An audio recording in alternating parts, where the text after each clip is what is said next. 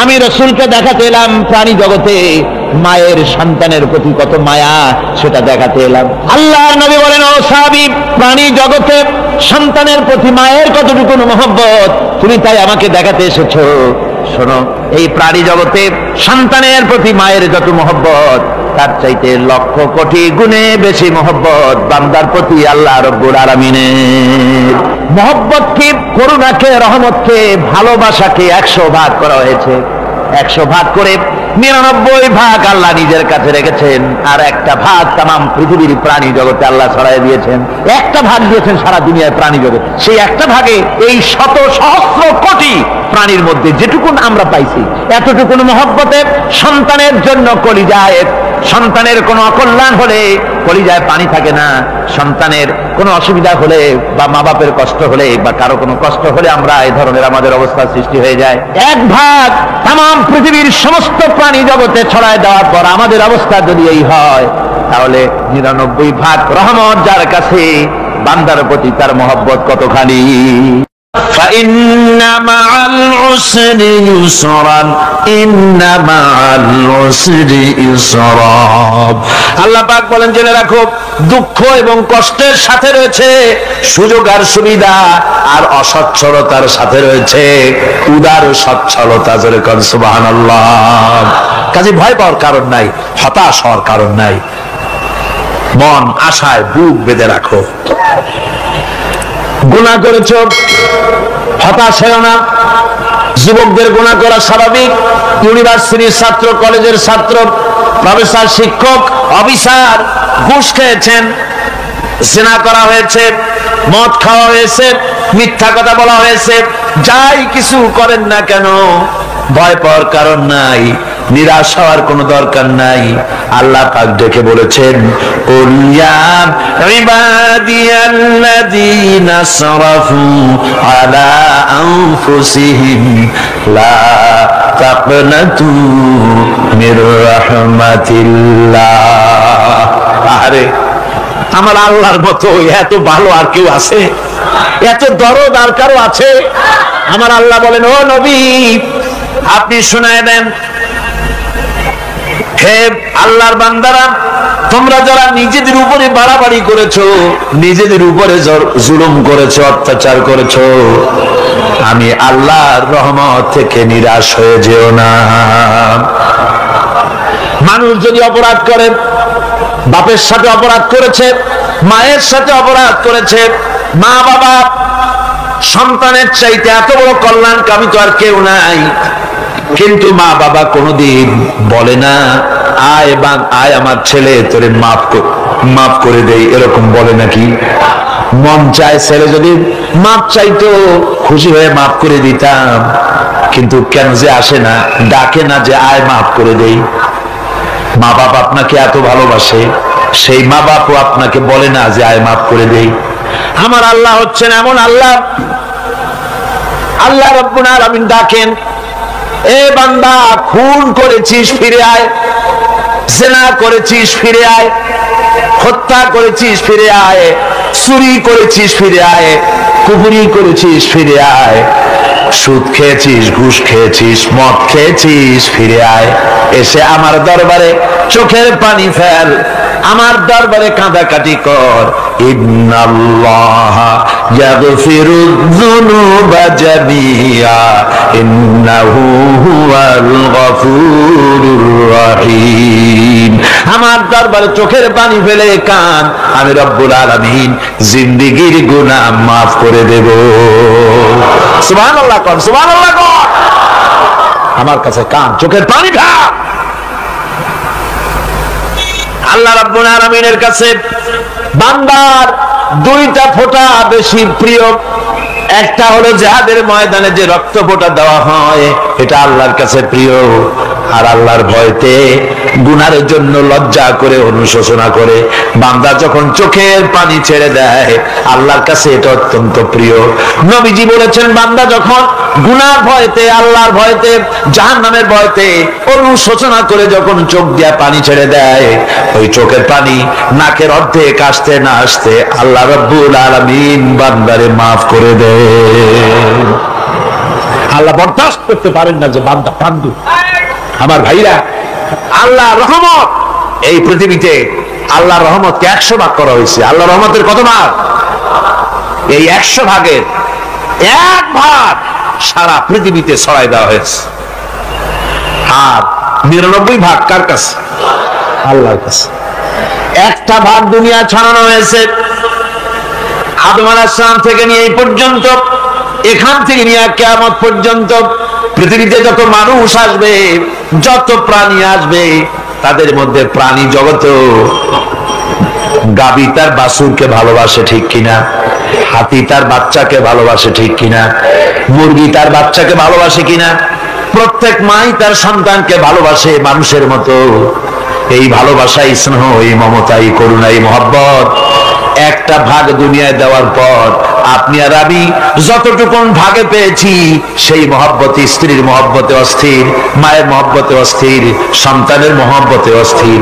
এখন চিন্তা করেন, একটা ভাগ সারা পৃথিবীতে বিতরণ করার পর যেটুক পেয়েছি, তাতে যদি এত মহব্বত হয়, তাহলে এর 99 ভাগ মহব্বত যে আল্লাহর কাছে জমা আছে, এই বান্দার জন্য তার কত মহব্বত, এই বান্দার জন্য কত করুণা, কত মহব্বত, কত দয়া।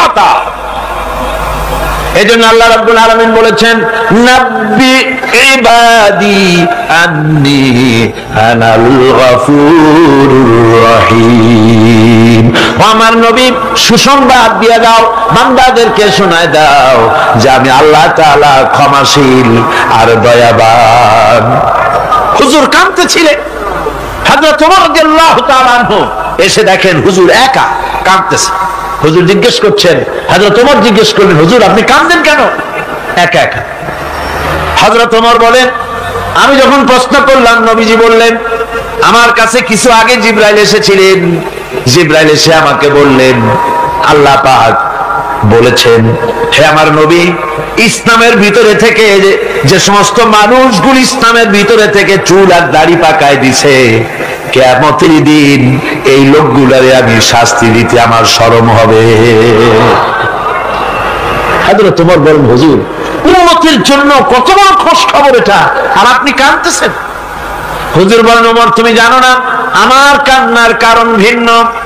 আমার কান্নার কারণ হলো যে আল্লাহ রাব্বুল আলামিন কিয়ামতের দিন দাড়ি চুল পাকা বান্দারে শাস্তি দিতে শরম করবেন। সেই দাড়ি চুল পাকা বান্দাগুলি আল্লাহর সাথে নাফরমানি করতে শরম করে না। আমি এই লজ্জায় কাঁদতেছি।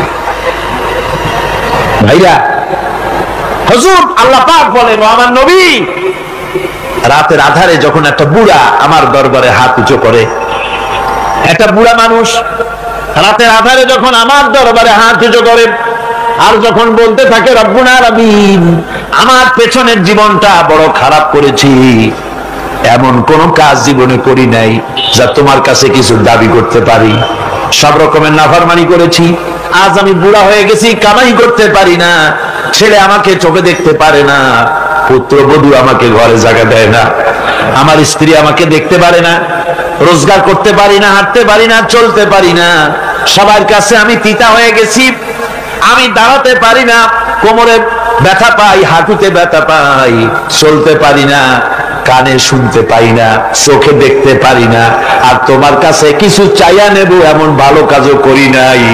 এইভাবে যখন বান্দা কাঁদতে থাকে আমার দরবারে, ও আমার হাবিব আমার রহমতের দরিয়ায় জোশ মেরে যায়, আমার শরম হয় এই বুড়াটারে কেমনে খালি হাতে ফিরাইয়া দেই।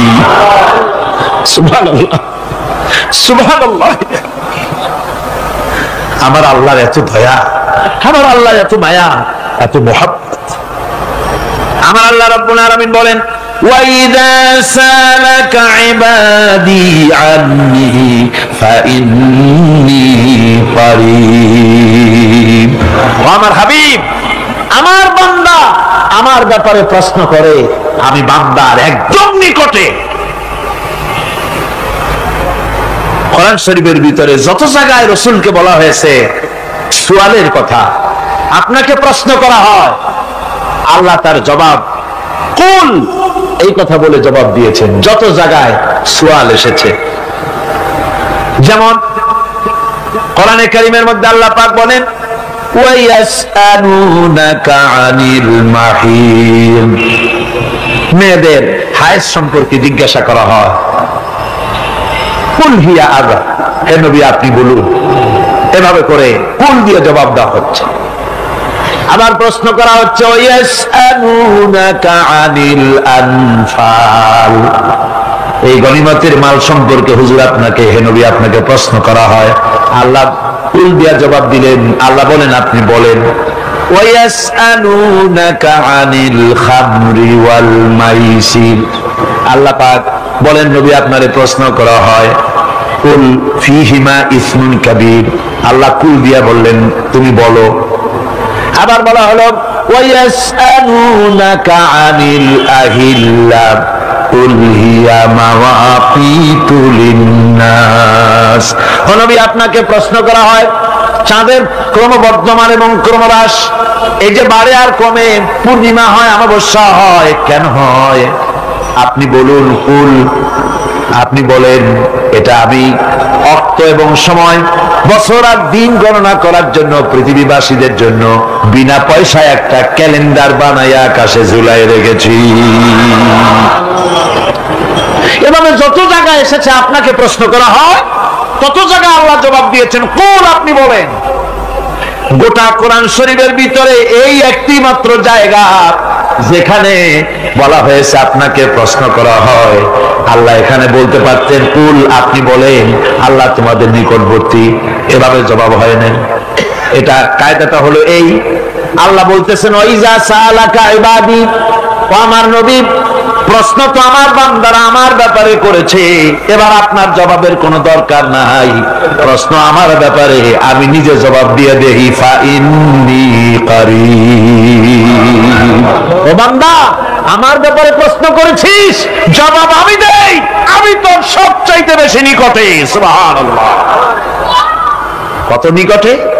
وَنَحْنُ أَقْرَبُ إِلَيْهِ مِنْ حَبْلِ الْوَرِيدِ, তোর যে রগ এই শাহরগের চাইতেও আমি তোর বেশি কাছে। সুবহানাল্লাহ, আমারে ডাক, আমারে ডাক, কলিজা দিয়ে ডাক, অন্তর দিয়ে ডাক। মনের থেকে মানুষ যদি ডাকে, মুখের ডাক আর মনের ডাক এক জিনিস নয়। দিল সে জুবাত নিকলতি হ্যায়, असर रखती है पर नहीं मगर ताकते परवाज रखती है। দিল থেকে যে কথা বেরোয় তা প্রভাব বিস্তার করে, ডানা নাই কিন্তু ওড়ার ক্ষমতা রাখে। মনের কথাই ভিন্ন। মন থেকে, দিল থেকে, কলিজা থেকে, অন্তরের গভীর কন্দর থেকে মুহাব্বতের সাথে কেউ যদি একবার বলে আল্লাহ, বলেন আল্লাহ, আল্লাহ,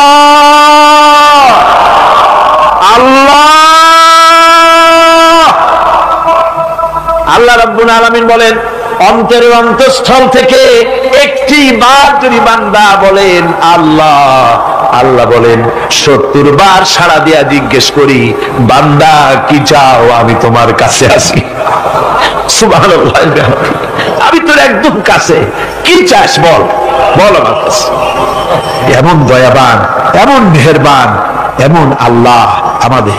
সে আল্লাহ রাব্বুল আলামিন তিনি বলছেন وقال ربكم ادعوني استجب لكم, তোমাদের রব বলেছেন আমারে ডাকো, আমি আল্লাহ ডাকের সাড়া দিয়া দেব।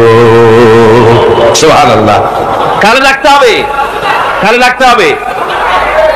এই বিশাল জনসমুদ্র একদিকে চিল্লা কোন কারে ডাকতে হবে? কোন পীর সাহেবকে নয়, আল্লাহর কসম কোন খাজা বাবাকে নয়, ডাকতে হবে কারে? চিল্লা এখন কারে? ওয়াকালা রাব্বুকুম উদউনি, তোমার রব তোমাকে বলতেছে আমারে ডাকো, আস্তাজিব লাকুম, আমারে ডাকবে আমি সাড়া দিয়ে দেব। সুবহানাল্লাহ, আল্লাহকে ডাকেন। কি চাই আপনার বলেন, কি চাই? আল্লাহর কাছে চান, আল্লাহ দিয়ে দিবে। দেওয়ার জায়গা আল্লাহর কাছে চাইবেন, আল্লাহ দিবেন। দেওয়ার জায়গা, চাওয়ার জায়গা হলো সেজদায় পড়ে যাবেন। আমার ভাইয়েরা জায়গাটা চিনাই দিলাম। মাজারে যাওয়া লাগবে না, কবরে যাওয়া লাগবে না। 2 রাকাত নামাজ পড়ে সেজদায় পড়ে গিয়া যত বিপদ আছে মুসিবত আছে সেজদার মধ্যে চোখের পানি ছেড়ে দেন আর কেন্দে কেন্দে জীবনের কথা বলেন। আল্লাহ রাব্বুল আলামিন আপনার আওয়াজ শুনবেন আর দোয়া কবুল করে নিবেন। কাঁদতে হবে আল্লাহর কাছে। কার কাছে? আল্লাহর কাছে। আর এরপরে সে যদি আমি আল্লাহর কাছে ক্ষমা চাই, সে আমি আল্লাহকে গফুর এবং রহিম হিসাবে পাবে। সুবহানাল্লাহ। আল্লাহকে গফুর এবং রহিম হিসাবে পাওয়া যাবে। সব আল্লাহকে বলতে হবে, গুনাহ মাফ চাইতে হবে। এই জন্য হুজুর সাল্লাল্লাহু আলাইহি ওয়াসাল্লাম দৈনিক 100 বার তওবা করতেন। কোন হাদিসে আছে 70 বার, কোন হাদিসে আছে 100 বার তওবা করতেন। নামাজের পরে তো প্রত্যেক নামাজই পড়তেন হুজুর, সালাম ফিরাতেন আর সাথে সাথে বলতেন আল্লাহু আকবার, আস্তাগফিরুল্লাহ, আস্তাগফিরুল্লাহ, আস্তাগফিরুল্লাহ। মনে থাকবে আপনাদের? মনে থাকবে? সালাম ফিরাইয়া কি বলবেন? না, সালাম ফিরাবার সাথে সাথে বলবেন আল্লাহু আকবার, তারপরে পড়বেন আস্তাগফিরুল্লাহ, আস্তাগফিরুল্লাহ, আস্তাগফিরুল্লাহ। তওবা করবেন, আল্লাহর কাছে সবসময় গুনাহ মাফ চাইতে থাকবেন, বিনীত থাকবেন। আল্লাহকে পাওয়া যাবে, তাকে রহিম হিসেবে পাওয়া যাবে। সুতরাং ঈমান বিল্লাহ, আল্লাহর প্রতি ঈমান আনলে পরে 4 নম্বরের যে উপকারটা হবে সেটা হলো হতাশায় ভুগবে না, নিরাশায় ভুগবে না, আশায় বুক বেঁধে উঠবে, ঈমান মজবুত হবে, আল্লাহর কাছে মানুষ বিনয়ী হয়ে যায়। وأنفقوا مما رزقناكم من قبل أن يأتي أحدكم الموت। আমার রাস্তায় খরচ করো মৃত্যু আসার আগে। فيقول رب لولا أخرتني إلى أجل قريب। যদি মরার আগে না দাও, মৃত্যুর সময়, মৃত্যু যখন এসে গেল সেই সময় যদি বলো, অনুশোচনা যদি করো, আরে যদি আমি সময় পাইতাম, একটুখানি যদি সময় দিতে আল্লাহ, একটু সময় আমারে যদি দাও, ফাসাদদাকা ওয়া আকুম মিনাস সালিহিন, দান সদকা করব, সব আল্লাহর রাস্তায় দিয়ে দেব আর আমি সালেহ বান্দাদের মধ্যে শামিল হয়ে যাব। আল্লাহ একটু সময় আমারে দাও। আল্লাহ পাক বলছেন ওয়ালা ইউআখিরাল্লাহু নাফসান ইযা জাআ আজালুহা আল্লাহু খাবীরুম বিমা তা'মালুন। মৃত্যুর নির্ধারিত সময় আসলে 1 সেকেন্ড আগে পাশে করা হবে না। সুতরাং মৃত্যুর আগে খরচ করো।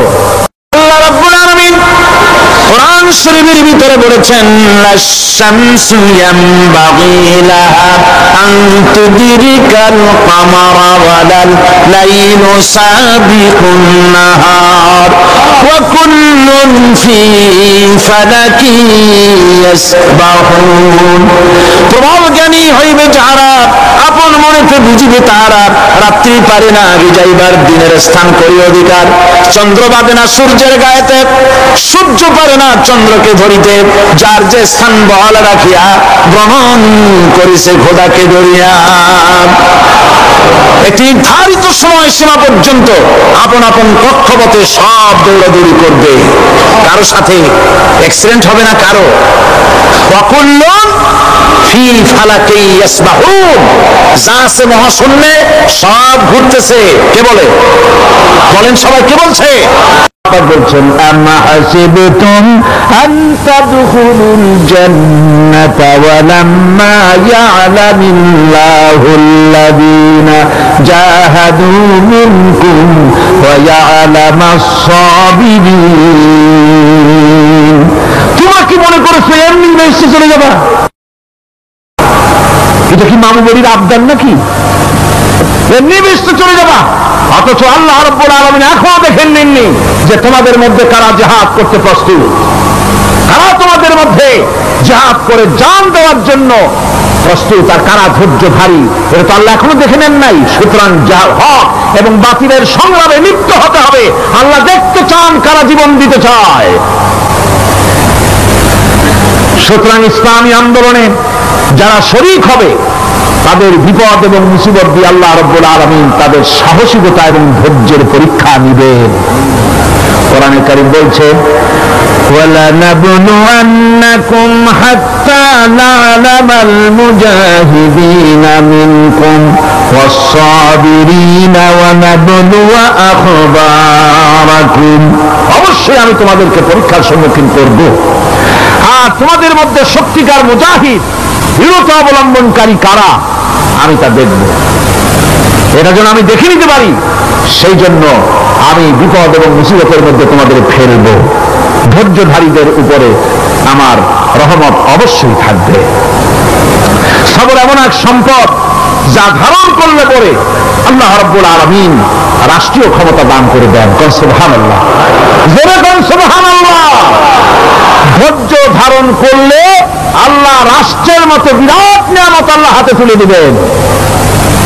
তার প্রমাণ কোরআন শরীফ আল্লাহ বলছেন, বনী ইসরাঈলরা মিশর থেকে যখন বহিষ্কার হয়ে গেল, তাদের যখন পা রাখার কোনো জায়গা থাকলো না, বনী ইসরাঈলরা মিশর থেকে যখন বহিষ্কার হয়ে গেল, এরপরে আল্লাহ পাক তারা যখন ধৈর্য অবলম্বন করলো, আল্লাহ পাক তাদের ব্যাপারে বলছেন ওয়া আওরাসনাল কওমাল্লাযীনা কানু ইস্তাদআফুনা মাশারিকাল আরদি ওয়া মাগারিবাহা আল্লাতী বারাকনা ফিহা।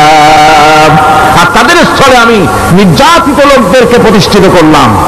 পশ্চিম এবং উত্তরের তাদেরকে আমি পশ্চিম এবং পশ্চিম এবং পূর্বের উত্তরাধিকারী তাদেরকে বানায় দিলাম। বিরাট এলাকা তাদের হাতে আমি তুলে দিলাম। وَتَمَّتْ كَلِمَةُ رَبِّكَ الْحُسْنَى عَلَى بَنِي إِسْرَائِيلَ بِمَا صَبَرُوا। আর এভাবে করে আল্লাহ পাক তার কথাকে পূর্ণ করলেন বনী ইসরাঈলদের উপরে সবর ইখতিয়ার করার জন্য। ধৈর্য ধরার কারণে আল্লাহ পাক রাষ্ট্রের মালিক তাদের বানায় দিলেন। যেরকম সুবহানাল্লাহ। সবর যদি করা হয়, কেউ যুদ্ধ যদি বাদে যদি জাহাজ শুরু হয়ে যায়, আল্লাহ পাক বলেছেন ফেরেশতা দিয়ে সাহায্য করবে। যদি সবর থাকে, তোমাদের সবর থাকলে আল্লাহ কি দিয়ে সাহায্য করবেন? ফেরেশতা। কোরআনে কারীম বলছি বালা ইন তাসবিরু ওয়া তাত্তাকু ওয়া ইয়াতুকুম মিন ফাওরিহিম হাদা ইউমদিদুকুম রাব্বুকুম বিখামসাতি আলাফিন মিনাল মালাইকাতি মুসাওমিন। হ্যাঁ, তোমরা যদি ধৈর্য অবলম্বন করো আর আল্লাহকে ভয় করে চলো, তাহলে এক্ষুনি আল্লাহ রাব্বুল আলামিন তোমাদের জন্য কাতারে কাতারে শৃঙ্খলাবদ্ধ ৫,০০০ ফেরেশতা দিয়ে তোমাদেরকে সাহায্য করবেন। সুবহানাল্লাহ। তোমাদেরকে ফেরেশতা দিয়ে সাহায্য করা হবে। তোমরা যদি সবর ইখতিয়ার করো, তাহলে সংখ্যা যদি কম হয়, বেশি সংখ্যার উপরে জয়ী করে দেব। ইয়াকুম মিনকুম ২০ সাবিরুনা ইয়াগলিবু মিআতাইন। যদি তোমাদের ভিতরে ধৈর্যশীল ২০ জন হয়, আমি ২০০ কাফেরের বিরুদ্ধে তোমাদেরকে জয়ী করে দেবো। সুবহানাল্লাহ। তোমরা যদি হও ধৈর্যশীল ২০০ জন, ২০০ কাফেরের উপরে তোমরা জয়যুক্ত হয়ে যাবে। আর বিপদ আর মুসিবতে যারা ধৈর্য ধরে, তাদের জন্য আল্লাহর পক্ষ থেকে সুসংবাদ। সুসংবাদ কাদের জন্য? ধৈর্যধারীদের জন্য। কোরআনে কারীম বলছে ওয়াবাশশিরিস সাবিরিনাল্লাযীনা ইযা আসাবাতহুম মুসিবাতুন ক্বালু ইন্না লিল্লাহি ওয়া ইন্না ইলাইহি রাজিউন। সুসংবাদ সেই সব ধৈর্যশালীদের জন্য যারা নাকি বিপদ এবং মুসিবতে আসলে যারা বলে, কি বলে? পড়েন আমার সাথে, ইন্না লিল্লাহি ওয়া ইন্না ইলাইহি রাজিউন। এটা শুধু আমাদের লোকেরা কেউ বললে পড়ে, এরা শুধু মরার সময় নয়, বরং যে কোনো বিপদ আর মুসিবত এলে মুমিন বান্দা যারা, তারা কি করবে? ইন্না লিল্লাহি ওয়া ইন্না ইলাইহি রাজিউন। নিশ্চয়ই আমরা আল্লাহর জন্য এবং আমাদের সকলকেই আল্লাহর কাছে ফিরে যেতে হবে, প্রত্যাবর্তিত হতে হবে।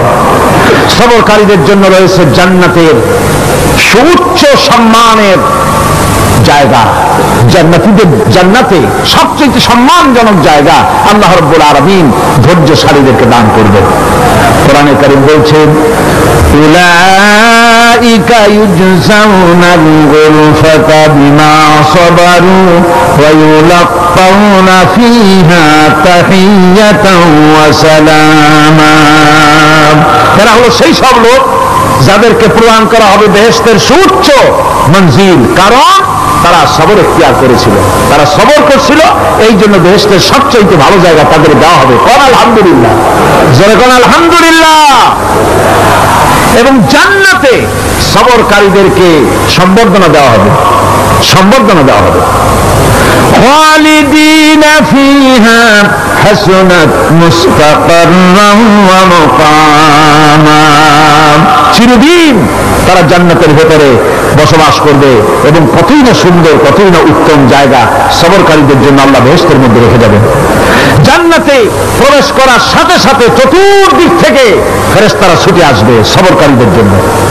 ওয়াল মালাইকাতু ইয়াদখুলুনা আলাইহিম মিন কুল্লি বাব। চতুর্দিক থেকে ফেরেশতারা তাদেরকে ইস্তেকবাল করবে। কি বলবে? সালামুন আলাইকুম বিমা সাবারতুম ফানি'মা উকবাদ। তোমাদের প্রতি শান্তি বর্ষিত হোক, কারণ তোমরা পৃথিবীতে সবর অবলম্বন করেছিল। কতই না উত্তম জায়গা, কতই না সুন্দর জায়গা আল্লাহ রাব্বুল আলামিন সবরের বিনিময় তোমাদেরকে দান করেছেন। সুতরাং এই সবর হচ্ছে মুসলমানদের জন্য সবচেয়ে বড় নিয়ামত। আজ আমার তো মনে হয় পৃথিবীতে মুসলমানরাই সবচেয়ে বেসবর। ট্রেনে যাবে, বসা নিয়ে বেসবর, টিকিট নিয়ে বেসবর, বাসের মধ্যে বেসবর, বাজারে যাবে বেসবর, স্কুলে যাবে বেসবর, যেখানে যান সব জায়গায় আমরা বেশি অধৈর্য, ঠিক কিনা কর? সামান্য সামান্য জিনিস নিয়ে ঝগড়া করা, মারামারি করা, এই হচ্ছে আমাদের ট্র্যাডিশন। ধৈর্য অবলম্বন করতে হবে জীবনের সকল ক্ষেত্রে। এই ধৈর্য আমাদেরকে রক্ষা করতে হবে। এই ধরনের ধৈর্য যদি আমরা অবলম্বন করতে পারি, তাহলে আল্লাহ পাক বলছেন, উলাইকাল্লাযীনা সাদাকু ওয়া উলাইকা হুমুল মুত্তাকুন। এরাই হলো ঈমানের দাবিতে সত্যবাদী। কোন আলহামদুলিল্লাহ। কারা কারা? না না, শুধু সবরকারী না। এই যে 10টা পয়েন্ট বলা হলো, কয়টা পয়েন্ট বলা হয়েছে? 10টি পয়েন্ট। সেই 10টি পয়েন্ট যারা পালন করবে এরা হলো ঈমানের দাবিতে সত্যবাদী, আর এরাই হচ্ছে প্রকৃতপক্ষের মুত্তাকি। আমরা মুত্তাকি বুঝি দাঁতে ছাতা, দাড়ি দাড়ি আশ্রয় না, জাব্বা জুব্বা গায়ে দিয়ে কোনো জায়গায় পড়ে থাকে, এটা বড় মুত্তাকি, খুব পরহেজগার। সালাত সত্তর যদি পড়ে তাহলে তো আরো বড় পরহেজগার। জি, আর যদি কাপড় চোপড় মোটেও না থাকে তাহলে তো খাজা বাবা হয়ে গেল। আর আল্লাহ বলছে মুত্তাকি কারে কয়? শোনো, এরে কয় মুত্তাকি যাদের মধ্যে এই 10টা গুণ আছে। এই 10টি সত্য যদি সম্পাদন করতে পারি, যদি আমল করতে পারি, জীবন ধন্য হয়ে যাবে। সেই 10টি কথা আমি আবার আপনাদের স্মরণ পথে তুলে দিতে চাই, প্যাকেট করে পকেটে উঠাই দিতে চাই, যেন বাড়ি নিয়ে যেতে পারেন। 1 নম্বর হচ্ছে 10টি পয়েন্টের 1 নম্বর আল্লাহর প্রতি ঈমান। 1 নম্বরে আল্লাহর প্রতি ঈমান, 2 নম্বরে পরকালের প্রতি ঈমান, 3 নম্বরে ফেরেশতাদের উপর ঈমান, 4 নম্বরে কিতাবের প্রতি ঈমান, 5 নম্বরে নবীদের প্রতি ঈমান, 6 নম্বরে সহায় সম্বলহীন নিকটবর্তী আত্মীয়, ইতিম, মিসকিন, প্রবাসী, মুসাফির, সাহায্য প্রার্থী, এদেরকে মুক্ত করার জন্য এদেরকে সাহায্য প্রদান করা, 7 নম্বরে নামাজ প্রতিষ্ঠা করা, 8 নম্বরে যাকাত আদায় করা, 9 নম্বরে ওয়াদা পালন করা, 10 নম্বরে সবর এখতিয়ার করা। কয়টা হলো? এই 10টি কাজ যদি আমরা পালন করতে পারি, বিপদে মুসিবতে ধৈর্য ধারণ করতে পারি, যত মুসিবত আসুক, আসলে এগুলি কিছু না। মুসিবত আল্লাহ টেস্ট করবেন, মুসিবত দিয়া আল্লাহ টেস্ট করেন। দেখা যায় যে এদের শক্তি খুব বেশি, চোখে আপনি দেখতে পারেন, কিন্তু আল্লাহ বলছেন ইন্না কায়দা শায়তান কানা দাঈফা।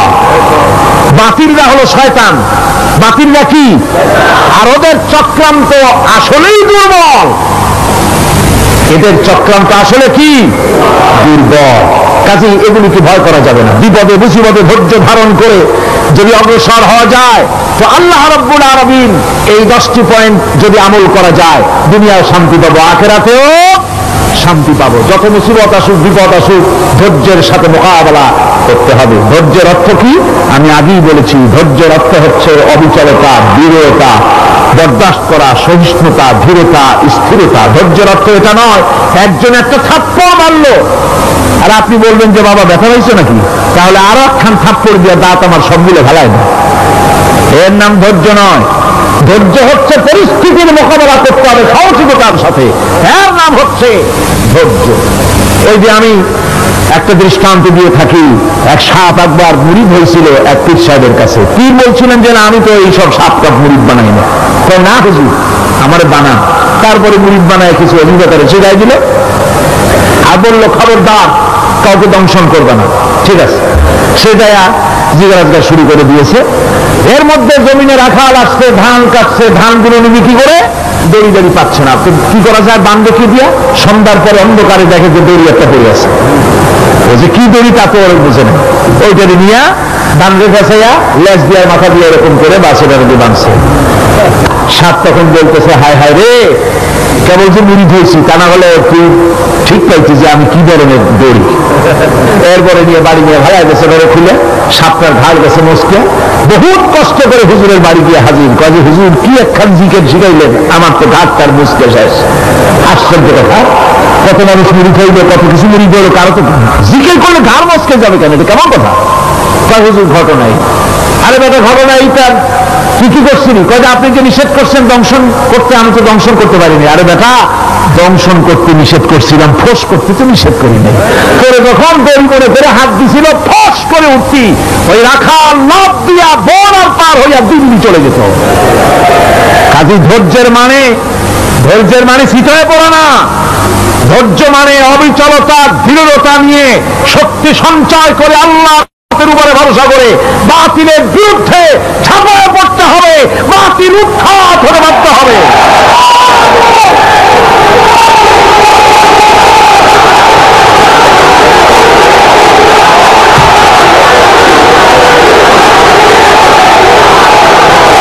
ভাইরা আমার,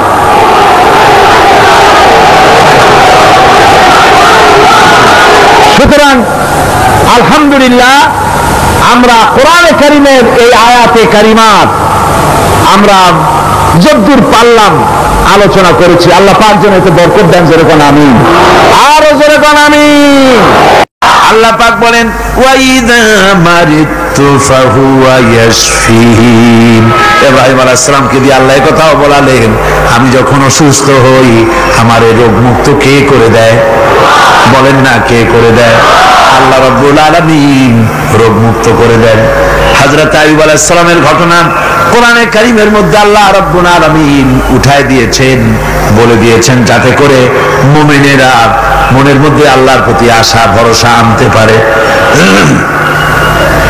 রোগ হয়েছে হযরত আইয়ুব আলাইহিস সালামের, এত অসুখে রোগে শোকে আত্মীয় স্বজন স্ত্রী পুত্র পরিজন সব তারে ছেড়ে গেল, গায়ে পোকা হয়ে গিয়েছে। 1 বছর 2 বছর নয়, বছরের পর বছর ধরে রোগাক্রান্ত অবস্থায় আইয়ুব আলাইহিস সালাম আছেন। এবার সমস্ত শরীর ছেড়ে জিহ্বার মধ্যে পোকা হওয়া শুরু হয়ে গেছে।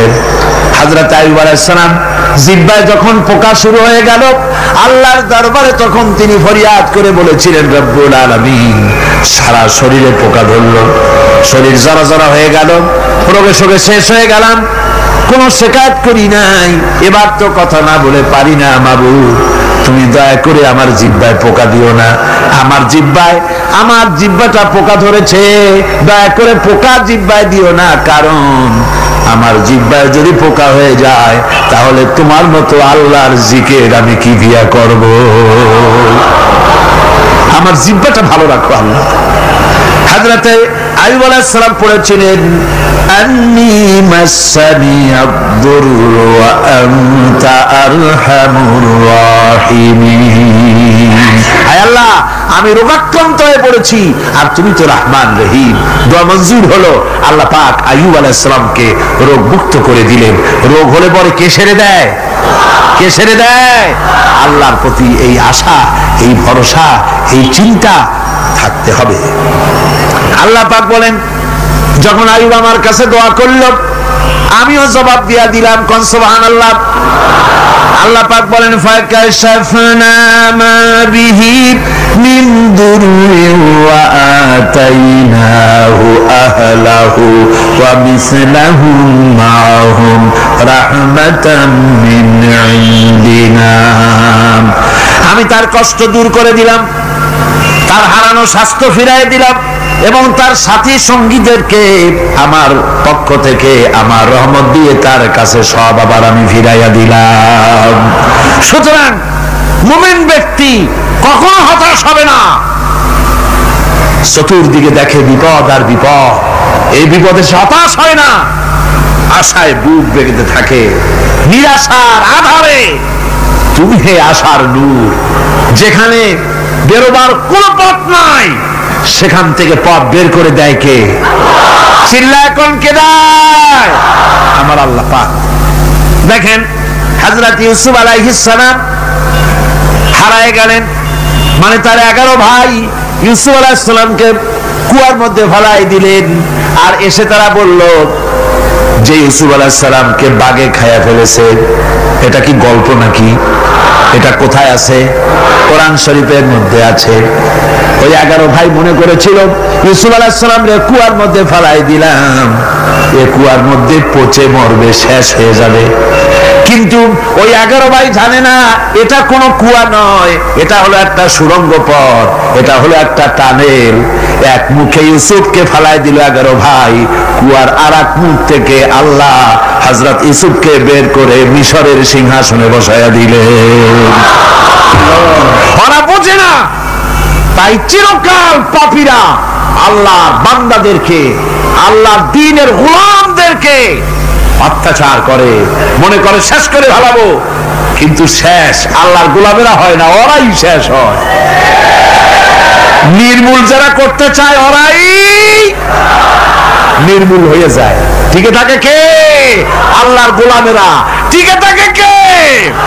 আল্লাহর গোলামেরা টিকে থাকে। নির্মূলের নির্মূলই হয়ে যায় সব সময়। ঠিক কিনা কর? জোরে বলেন ঠিক কিনা? ভাইরা আমার, হযরত ইয়াকুব আলাইহিস সালাম ছেলের চিন্তায় চিন্তায় চোখ দুটো অন্ধ হয়ে গেছে, কাঁদতে কাঁদতে চোখ অন্ধ হয়ে গেছে। কিন্তু হতাশ হন নাই, কারণ হতাশ হবে কেবলমাত্র কাফেরেরা। হতাশ হয় কারা? আল্লাহ বলেছেন হতাশ হয় কাফের, ঈমানদার কখনো হতাশ হয় না। হযরত ইয়াকুব আলাইহিস সালাম ছেলে হারাইয়া কি বলতেছেন শোনেন। আল্লাহ তার কথা কোরআনে কারীমের ভিতরে আল্লাহ কি সুন্দর করে উঠায় দিয়েছেন। হযরত ইয়াকুব পড়তেছেন, ফাসাবরুন জামিলুন আসাল্লাহু আইয়াতিয়ানি বিহিম জামিআন ইন্নাহু হুয়াল আলিমুল হাকীম। ফাসাবরুন জামিল, ধৈর্য ধারণ করাই এখন আমার জন্য উত্তম। আমি এখন ধৈর্য ধারণ করব, হয়তো শীঘ্রই আল্লাহ আমার যাদের হারাইছি তাদের সকলকে আল্লাহ আমার কাছে ফিরিয়ে দিবেন। তিনি সুবিজ্ঞ, তিনি প্রচন্ড ক্ষমতার মালিক। আশায় বুক বেঁধে থাকলেন তিনি। আর ইউসুফ আলাইহিস সালাম আজকে প্রেসিডেন্ট, তিনি মিশরের কি তিনি 11 ভাই গেছে সেইখানে খাবার আনার জন্য। হযরত ইউসুফ আলাইহিস সালামের চিনতে কোনো কষ্ট হয় নাই, ওরা তো চেনে নাই, কিন্তু ইউসুফ আলাইহিস সালাম চিনে ফেলেছেন। হযরত ইউসুফ কোনো প্রতিশোধ নিলেন না। হযরত ইউসুফ পরিচয় দিলেন আর বললেন, ভয় পাইও না, খাদ্য তোমাদেরকে দিয়া দিব। তোমাদের ব্যাপারে আমার বক্তব্য হচ্ছে, লা তাসরিবা আলাইকুমুল ইয়াউম, তোমাদের বিরুদ্ধে আমার কোনো ক্ষোভ নাই, বিদ্বেষ নাই, মাফ করে দিলাম। এই জামাটা নিয়ে যাও, আমার আব্বার জন্য এই জামাটা নিয়ে যাও। জামা নিয়ে যাচ্ছে মিশর থেকে। কোথায়? কেনান, কোথায় মিশর? মিশর থেকে ইউসুফ আলাইহিস সালামের জামানিয়া ছেলেরা কেনানের দিকে যাচ্ছে, আর এদিকে হযরত ইয়াকুব বলতেছেন, আমি যেন আমার নাকের ভিতরে ইউসুফের গন্ধ পেতেছি। সুবহানাল্লাহ। জামা চলে এলো, চোখের উপরে তিনি রাখলেন, আল্লাহ চোখ ভালো করে দিলেন। সুবহানাল্লাহ। ভাইরা আমার, এই জন্য যারা আল্লাহর উপরে ভরসা করে, আল্লাহর ঈমান যাদের মধ্যে এসে যায়, ঈমান বিল্লাহর বড় উপকার হলো সে হতাশ হয় না, যত বড় বিপদ হোক হতাশ হয় না। দেখেন ইউসুফ আলাইহিস সালামকে কেমন করে জুলাইখা ঘেরাও করে ফেলে দিয়েছে, দরজা বন্ধ, তালা বন্ধ, জানালা বন্ধ, ছিটকানি মারা, খিল মারা, তালা দেওয়া, বেরোবার কোনো পথ নাই, চতুর্দিকে নগ্ন চিত্র। এবার জুলাইখার কুপ্রেত প্রবৃত্তিকে চরিতার্থ করতে হবে, খারাপ কাজ করতে হবে, বেরোবার পথ নাই। হযরত ইউসুফ আলাইহিস সালাম তিনি জানেন দরজা সব বন্ধ, পালাবার পথ নাই, কিন্তু আল্লাহ রাব্বুল আলামিনকে তিনি ভয় করলেন। যুবক মানুষ, আল্লাহ রাব্বুল আলামিনকে ভয় করলেন। রব্বুল আলামিনকে ভয় করে তিনি তালাবদ্ধ দরজার দিকে দৌড় মারলেন। রব্বুল আলামিন আপন কুদরতে সবগুলি দরজা খুলে দিলেন। ওয়া মান ইয়াত্তাকিল্লাহা ইয়াজআল লাহু মাখরাজা। যে ব্যক্তি আমারে ভয় করে, আমার পথে চলতে চায়, আমি রাস্তা খুলে দেই। সুবহানাল্লাহ। সুতরাং ঈমানে বুক বাঁধো, জওয়ানেরা, তরুণেরা, হতাশ হওয়ার কোনো কারণ নাই, আশায় বুক বেঁধে থাকো। আপনারা বলেন, এই পৃথিবীতে ইউনূস আলাইহিস সালাম যে বিপদে পড়ছিলেন, এর চাইতে বড় বিপদ পৃথিবীতে কিছু হতে পারে? আপনাদের চিন্তা বুঝি পারে? এই দিকের লোকেরা কথাই কয় না মুঠে। কি বলেন, পারে? এত বড় বিপদ চিন্তাও করা যায়। কোরআনে কারীমের মধ্যে আল্লাহ রাব্বুল আলামিন বলেন, ওয়াযান্নুন ইয যাহাবা মুগাযিবান ফাযান্না আন লান নাকদিরা আলাইহি। ইউনূস আলাইহিস সালামকে যখন মাছে ঘিরে ফেলে দিল, মাছ এবার পানির অতল তলদেশে চলে গেছে। মাছের পেটের ভিতরে দরজা নাই, জানালা নাই, ছিদ্র নাই, পালাবার কোনো পথ নাই। আছে? আছে? ফানাদা ফিল যুলুমাতি আন লা ইলাহা ইল্লা আনতা সুবহানাকা ইন্নী কুনতু মিনাজ জালিমিন। জানেন নাই দোয়া? পড়েন সবাই, লা ইলাহা ইল্লা আনতা সুবহানাকা ইন্নী কুনতু মিনাজ জালিমিন। হায় আল্লাহ, তোমার পবিত্রতা ঘোষণা করতেছি, তুমি ছাড়া কেউ নাই, আমার তো আর বাঁচার উপায় নাই। আমি আমার উপরে জুলুম করেছি, আর তোমার পবিত্রতা ঘোষণা করতেছি। জিকির করতেছেন তিনি মাছের পেটের মধ্যে বসে। আল্লাহ রাব্বুল আলামিন বলেন, ইউনূস আলাইহিস সালাম মাছের পেটের ভিতরে বসে যে চিৎকারটা মারলেন, দুনিয়ায় কোনো তার বন্ধু বান্ধবেরা শুনে নাই, কোন রাজা বাদশারা শুনে নাই। মাছের পেটের মধ্যে ফানাদা ফিল যুলুমাত, যুলুমাত হলো জমায় কাসির। এখানে তিনটা অন্ধকার ছিল। কয়টা অন্ধকার? একটা হলো মাছের পেটের অন্ধকার, একটা হলো রাতের অন্ধকার, আরেকটা হলো পানির অন্ধকার। ত্রিবিধ অন্ধকারের ভিতর থেকে ইউনূস আলাইহিস সালাম হতাশ হয়ে যান নাই, তিনি চিৎকার মেরে আল্লাহরে ডাক দিলেন। আল্লাহ কয়, আমি ডাক শুনছি, কেউ তোমার ডাক শোনে নাই, আমি তোমার আরশের মালিক, আমি আল্লাহ শুনতে পেয়েছি। শুধু শুনি নাই, জবাবও দিয়া দিলাম। فاستجبنا له ونجيناه من الغم وكذلك ننجي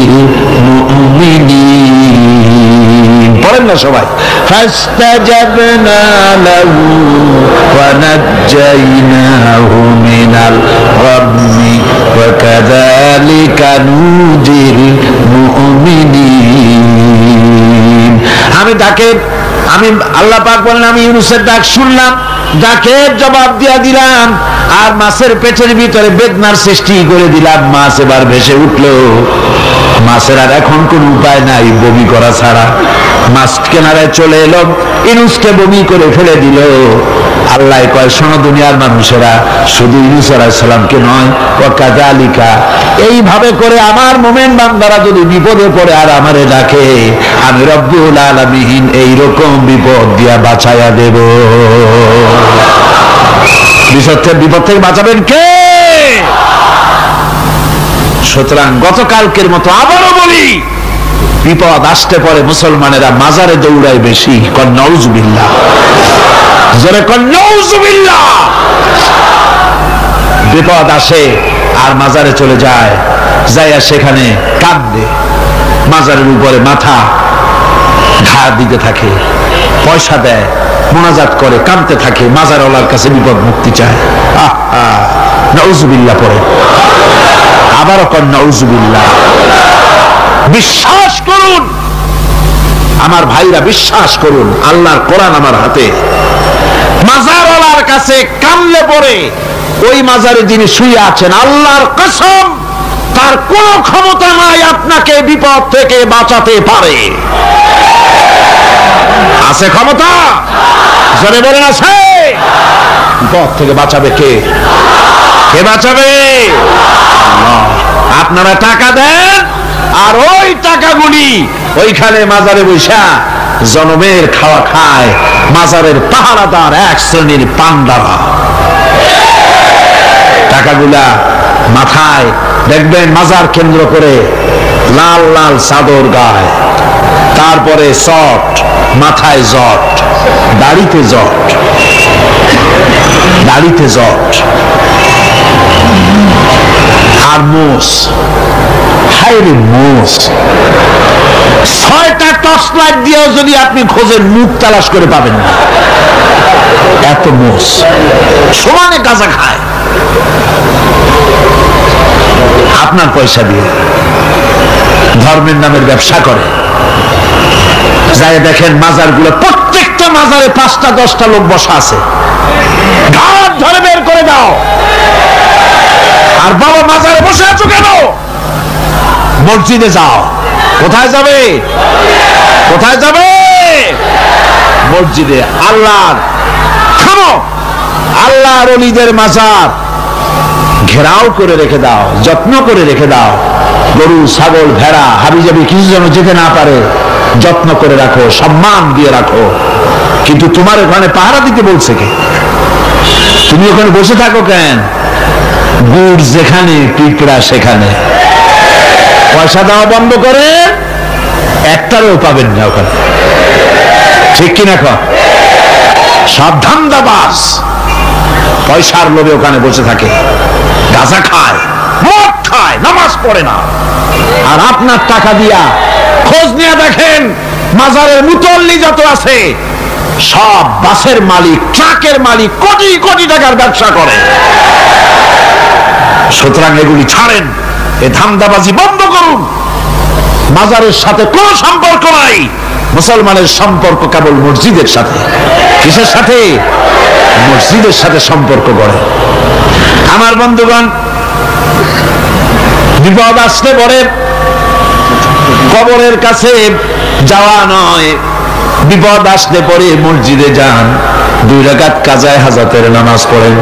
রাসূলুল্লাহ পড়েছেন, কাজায়ে হাজাতের নামাজ পড়েন, সিজদায় পড়ে গিয়ে আল্লাহর কাছে কাঁদেন, আপনার বিপদ আল্লাহ রব্বুল আলামিন দূর করে দিবেন। আরে এমন আল্লাহরে থুইয়া কি যে বলবো, মানুষের যে কি হইছে। আমি সিলেটে দেখেছি শাহজালাল রহমতুল্লাহ আলাইহি, আল্লাহর ওলি, শাহ আমানত আল্লাহর ওলি, শাহ মাহদুম আল্লাহর ওলি। এই ওলিরা কোনদিন বলে যায় নাই যে আমার মাজারে পাহারা দিয়ে তোমরা টাকা আদায় করো। বলছে কে? শাহজালাল রহমতুল্লাহ আলাইহির মিশন কি ছিল আর এই পাগলেরা করে কি? হযরত শাহজালালের তরবারি আজও আছে। আমি তরবারি দেখেছি, দোধারি তরবারি হাতে নিয়ে এসেছেন। এক হাতে ছিল তরবারি আর এক হাতে ছিল আল্লাহর কোরআন। যখন সিলেটে যখন ঢুকলেন গৌর গোবিন্দ তার সব তিনি আজান দেওয়ালেন। আজান শোনা মাত্র মূর্তিগুলো কাঁপতে লাগলো।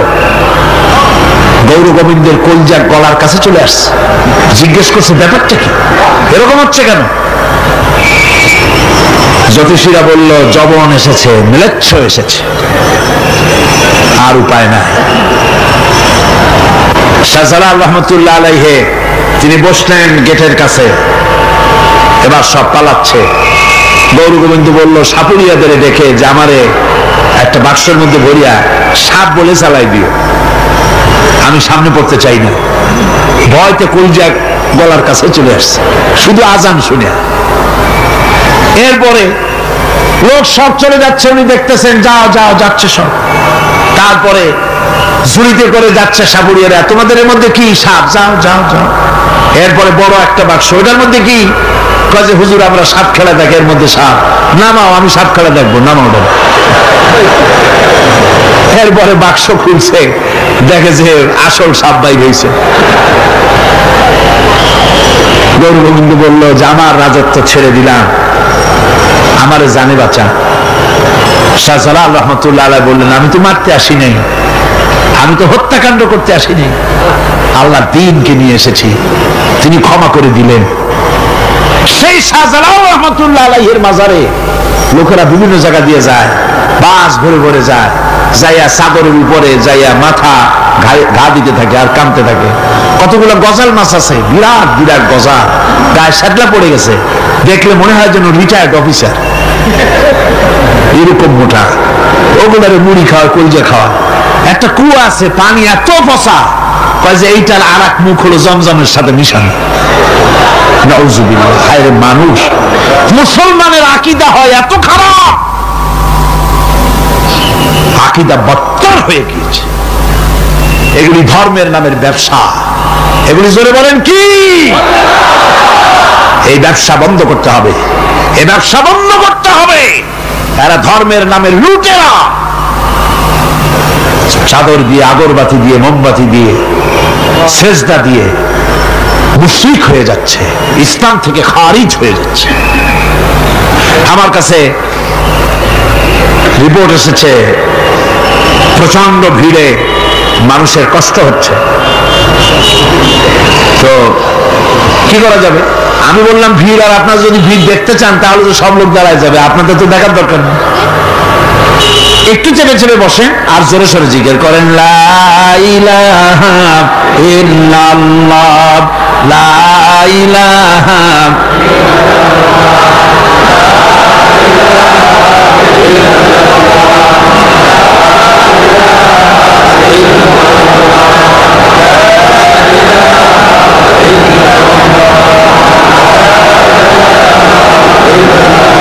আপনি কিন্তু বসেই এগোতে পারতেন, দাঁড়ালে পরে ডিস্টার্ব হয়, হাঁটলে পরে ডিস্টার্ব হয়। নিজের কপালটারে খারাপ করেন না, এত সুন্দর আল্লাহর কথা শোনা থেকে নিজেকে মাহরুম করতে চেষ্টা করেন না। নিজেও শোনেন, অপরকেও শুনতে দেন। বসেন, মাজা ব্যথা করবে না, আল্লাহ মাজা ব্যথা ভালো বানায় দেবে যত সময় বসবেন। কোন আলহামদুলিল্লাহ। আপনারা বসছেন যে জায়গাটায়, এটা বেহেশতের টুকরা। এটা কি? এটা প্যারেড ময়দান নয়। মাজালিসুল ইলম হিয়া রাউযাতুম মিন রিয়াদিল জান্নাহ।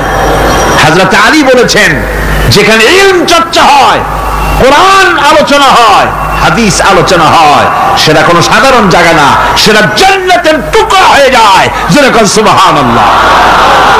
কাজে বেহেশত থেকে শয়তানের জন্য বাইর করিয়া না দেয়, সতর্ক থাকেন। শয়তান কি চায় যে আপনি সারাক্ষণ শোনেন? কি কোন চায়? চায় না। শয়তানের খপ্পরে পড়েন না, বসেন আর শোনেন। ইমানদার যখন বিপদে জর্জরিত হতে থাকে তখন সে ভেঙে পড়ে না, তখন অন্ধকারে, বিপদের অন্ধকার বিদীর্ণ করে আলোর এক প্রভা তার চোখের সামনে উদ্ভাসিত হয়ে ওঠে। সেটা কি? সেটা হলো আল্লাহ রাব্বুল আলামিনের বাণী, ফাইন্না মাআল উসরি ইউসরান, ইন্না মাআল উসরি ইউসরা। আল্লাহ পাক বলেন, জেনে রাখো, দুঃখ এবং কষ্টের সাথে রয়েছে সুযোগ আর সুবিধা, আর অসচ্ছলতার সাথে রয়েছে উদার সচ্ছলতা। জোরে কোন সুবহানাল্লাহ। কাজে ভয় পাওয়ার কারণ নাই, হতাশ হওয়ার কারণ নাই, মন আশায় বুক বেঁধে রাখো। গুনাহ করেছ, হতাশ হও না। যুবকদের গুনাহ করা স্বাভাবিক। ইউনিভার্সিটির ছাত্র, কলেজের ছাত্র, প্রফেসর, শিক্ষক, অফিসার ঘুষ খেয়েছেন, জিনা করা হয়েছে, মদ খাওয়া হয়েছে, মিথ্যা কথা বলা হয়েছে, যাই কিছু করেন না কেন ভয় পাওয়ার কারণ নাই, নিরাশ হওয়ার কোনো দরকার নাই।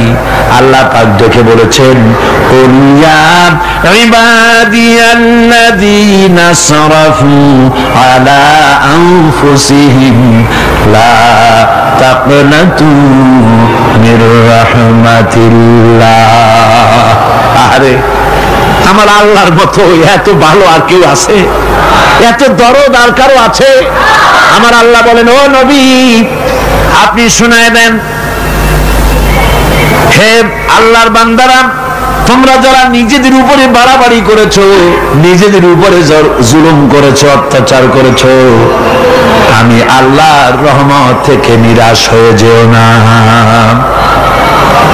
মানুষ যদি অপরাধ করে, বাপের সাথে অপরাধ করেছে, মায়ের সাথে অপরাধ করেছে, মা বাবা সন্তানের চাইতে এত বড় কল্যাণকামী তো আর কেউ নাই, কিন্তু মা বাবা কোনোদিন বলে না, আয় আমার ছেলে তোরে মাফ করে দেই, এরকম বলে নাকি?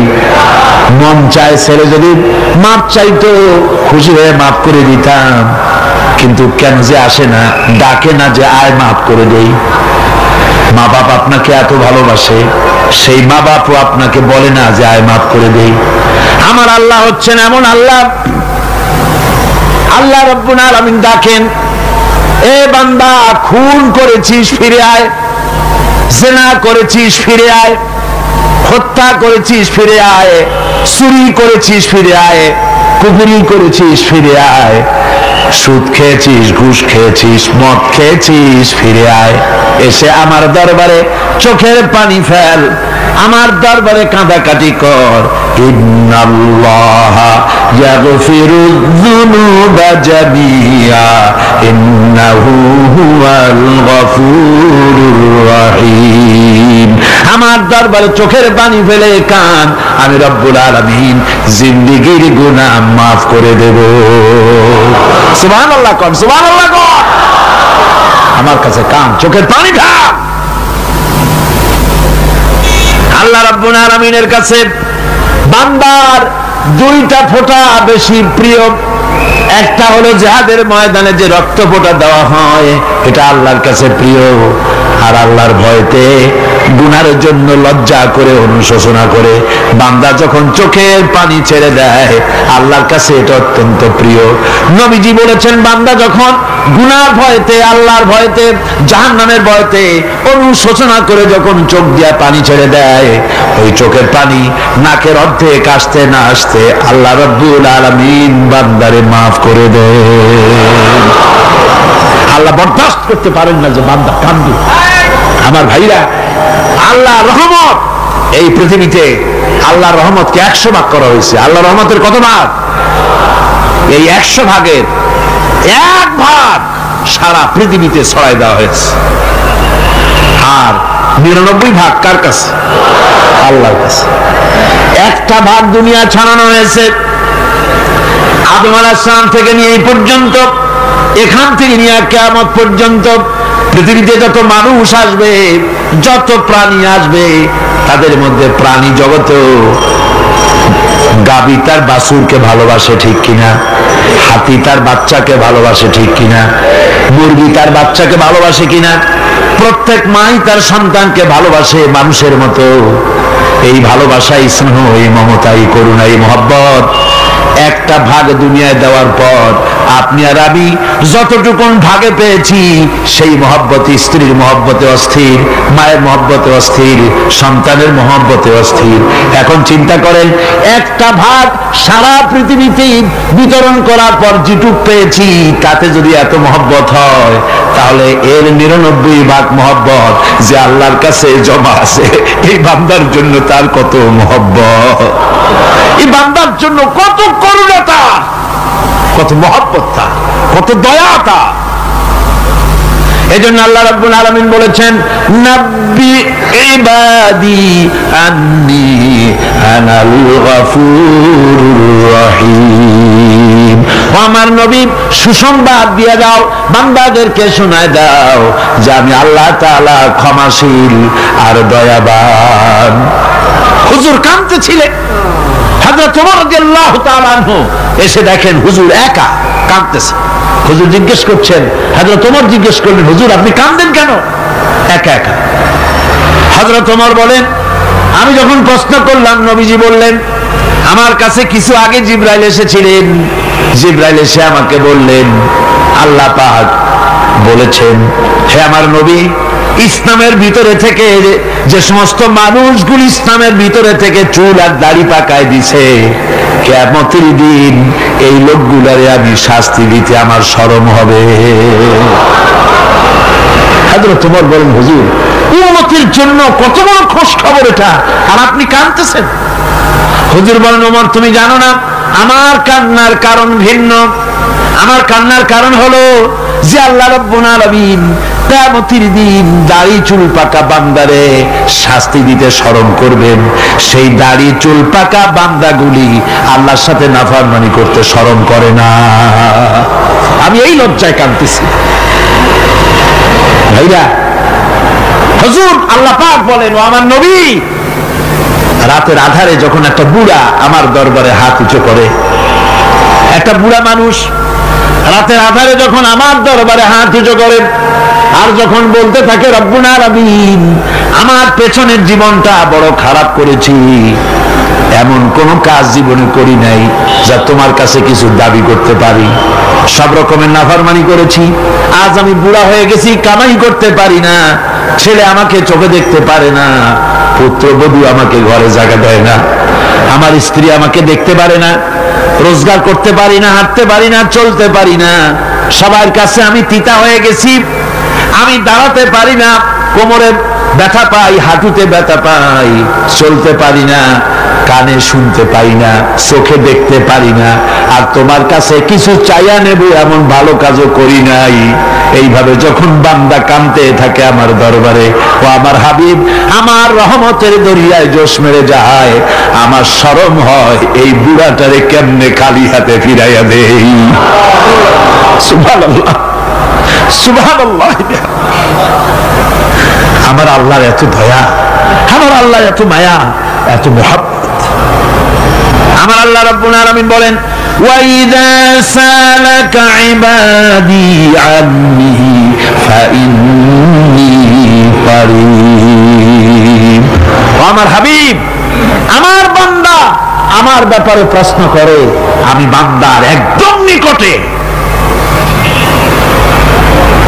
কোরআন শরীফের ভিতরে যত জায়গায় রাসূলকে বলা হয়েছে সুয়ালের কথা, আপনাকে প্রশ্ন করা হয়, আল্লাহ তার জবাব কুল এই কথা বলে জবাব দিয়েছেন। যত জায়গায় সুয়াল এসেছে, যেমন কোরআনে কারীমের মধ্যে আল্লাহ পাক বলেন, ওয়ায়াসআলুনাকা আনিল মাহিদ, মেয়েদের হায়েজ সম্পর্কে জিজ্ঞাসা করা হয়, কুল হিয়া আযা, হে নবী আপনি বলুন।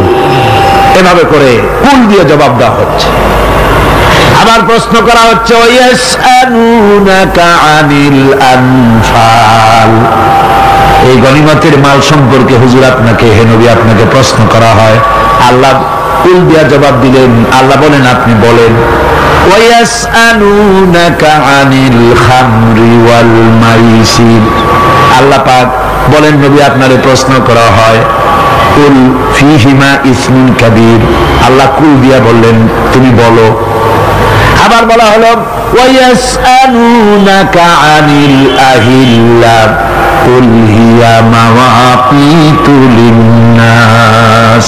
ও নবী, আপনাকে প্রশ্ন করা হয় চাঁদের ক্রমবর্ধমান এবং ক্রমহ্রাস, এই যে বাড়ে আর কমে, পূর্ণিমা হয় অমাবস্যা হয়, কেন হয়? আপনি বলুন কুল, আপনি বলেন এটা আমি অর্থ এবং সময়, বছর আর দিন গণনা করার জন্য পৃথিবীবাসীদের জন্য বিনা পয়সায় একটা ক্যালেন্ডার বানাইয়া আকাশে ঝুলাই রেখেছি। এভাবে যত জায়গায় এসেছে আপনাকে প্রশ্ন করা হয়, তত জায়গায় আল্লাহ জবাব দিয়েছেন কুল, আপনি বলেন। গোটা কোরআন শরীফের ভিতরে এই একটি মাত্র জায়গা যেখানে বলা হয়েছে আপনাকে প্রশ্ন করা হয়। আল্লাহ এখানে বলতে পারতেন কুল, আপনি বলেন, আল্লাহ তোমাদের নিকটবর্তী, এভাবে জবাব হয় না। এটা কায়দাটা হলো এই, আল্লাহ বলতেছেন ওয়াইজা সালাকা ইবাদি, ও আমার নবী, প্রশ্ন তো আমার বান্দারা আমার ব্যাপারে করেছে, এবার আপনার জবাবের কোনো দরকার নাই। প্রশ্ন আমার ব্যাপারে, আমি নিজে জবাব দিয়ে দেই, ফা ইন্নী কারীব। ও বান্দা, আমার ব্যাপারে প্রশ্ন করেছিস, জবাব আমি দেই, আমি তোর সবচাইতে বেশি নিকটে। সুবহানাল্লাহ, কত নিকটে?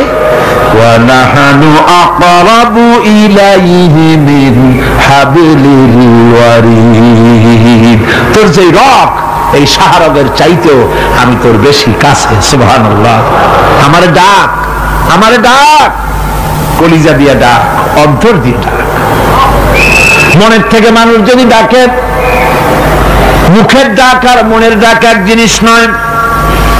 दिल से जो बात निकलती है असर रखती है पर नहीं मगर ताकते परवाज रखती है। দিল থেকে যে কথা বেরোয় তা প্রভাব বিস্তার করে, ডানা নাই কিন্তু ওড়ার ক্ষমতা রাখে। মনের কথাই ভিন্ন। মন থেকে, দিল থেকে, কলিজা থেকে, অন্তরের গভীর কন্দর থেকে মুহাব্বতের সাথে কেউ যদি একবার বলে আল্লাহ, বলেন আল্লাহ, আল্লাহ, আল্লাহ,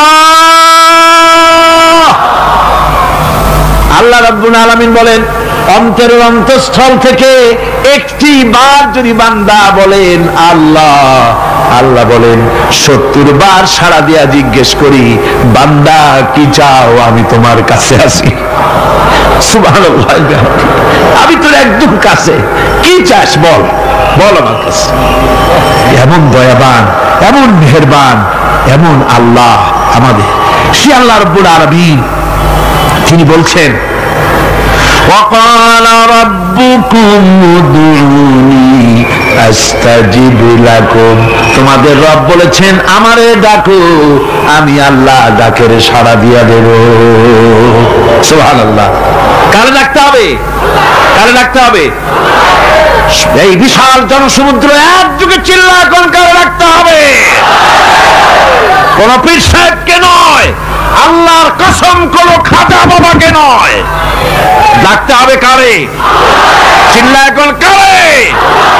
ওয়াকালা রাব্বুকুম উদউনি, তোমার রব তোমাকে বলতেছে আমারে ডাকো, আস্তাজিব লাকুম, আমারে ডাকবে আমি সাড়া দিয়ে দেব। সুবহানাল্লাহ। আল্লাহকে ডাকেন, কি চাই আপনার বলেন, কি চাই? আল্লাহর কাছে চান, আল্লাহ দিয়ে দিবেন। দেওয়ার জায়গা আল্লাহর কাছে চাইবেন, আল্লাহ দিবেন। দেওয়ার জায়গা, চাওয়ার জায়গা হলো সেজদায় পড়ে যাবেন। আমার ভাইয়েরা, জায়গাটা চিনাই দিলাম। মাজারে যাওয়া লাগবে না, কবরে যাওয়া লাগবে না। 2 রাকাত নামাজ পড়ে সেজদায় পড়ে গিয়া যত বিপদ আছে, মুসিবত আছে, সেজদার মধ্যে চোখের পানি ছেড়ে দেন আর কেন্দে কেন্দে জীবনের কথা বলেন। আল্লাহ রাব্বুল আলামিন আপনার আওয়াজ শুনবেন আর দোয়া কবুল করে নেবেন। কাঁদতে হবে আল্লাহর কাছে। কার কাছে? আল্লাহর কাছে।